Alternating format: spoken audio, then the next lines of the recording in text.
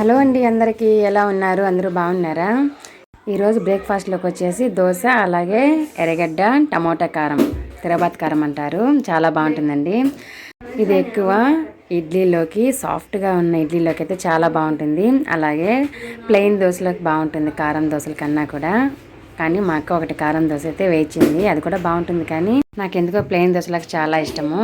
తిరగబాతు కారం మేము ఎలా తయారు చేస్తామంటే, పావుకిలో ఉల్లిపాయలకి ఒక 10 నుండి 12 వరకు కారం ఉన్న గుంటూరు మిరపకాయలు వేసుకొని, అలాగే పావు కిలో టమాటాలని అలాగే ఉప్పు వేసి గ్రైండ్ చేసుకొని ఒక బౌల్లో తీసేసుకోవాలి. ఎన్ని ఉంటే అన్నీ ఇదే విధంగా చేసుకోండి.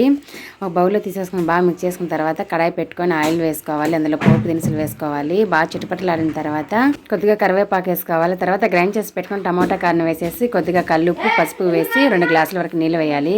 మీడియం ఫ్లేమ్లో ఉడికించుకున్నారంటే దగ్గర పడుతుంది. అప్పుడు స్టవ్ ఆఫ్ చేసేసి వేడి వేడి ఇడ్లీలోకి తిన్నా, దోశలోకి తిన్నా చాలా బాగుంటుంది. ఒకసారి ట్రై చేయండి.